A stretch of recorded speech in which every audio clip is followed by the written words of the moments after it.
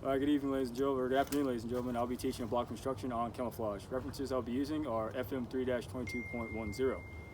Start off here, we have my demonstrator in the Raider Standard. Okay, so as you can see, he has burlap on the top of his head, which breaks up the outline of his helmet to his shoulders. Okay. Next, he has more burlap covering the shoulders to give him further outline. Look down at the rifle. The rifle is covered in burlap, which gives it the appearance at distance of being straw or some type of vegetation. Okay. The optic is not obscured, neither is the action of the weapon system. So the weapon is still fully functional. All right, Sergeant Wu, you can go ahead and step out for me.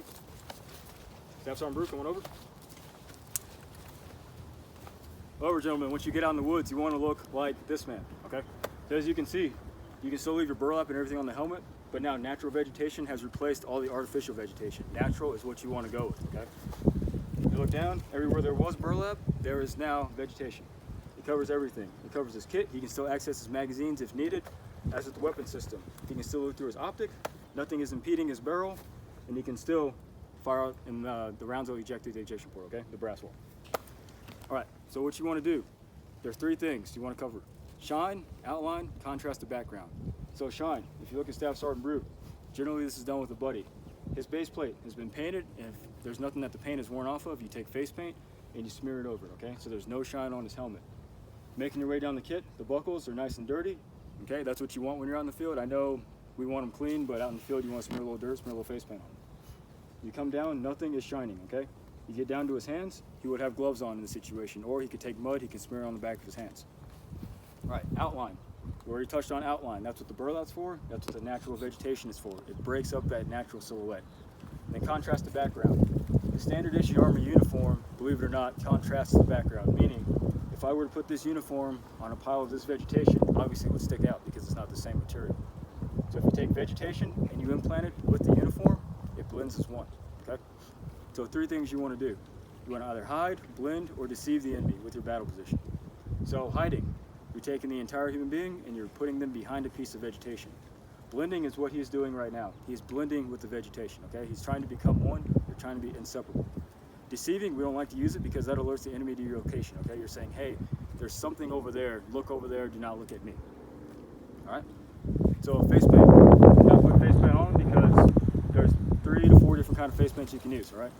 So face paint out in vegetation where you have straight trees like aspen trees, you want to use stripes, okay?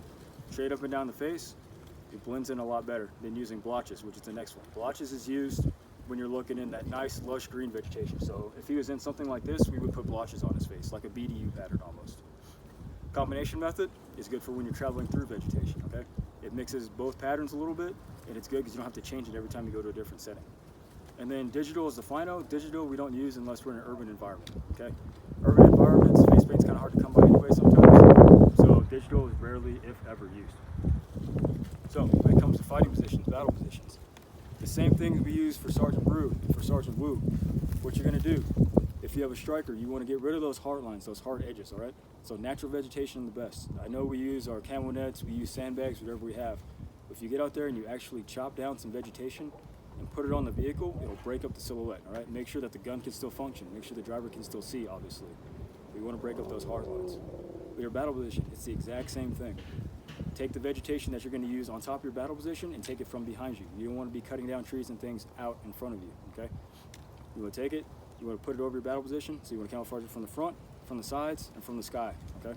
If it's not camouflaged from the sky, it doesn't do much point if a UAV just flies over us. All right?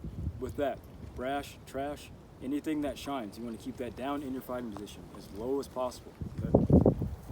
Like I said, you can use burlap, which is pretty much you take a standard army issue sandbag, you cut it up, that's how you make the strips of burlap, okay? You can also put this on your weapon, you can put this on your body if need be. Face paint. Remember, with face paint, it's going to smear, it's going to come off, okay? So when you put on face paint, you want to apply it and then you want to keep reapplying it. Look at your buddy every once in a while. If your stuff's coming off, let him know. He'll reapply it for you, or he'll tell you the spots that you're missing, okay? All right, that concludes the class on camouflage.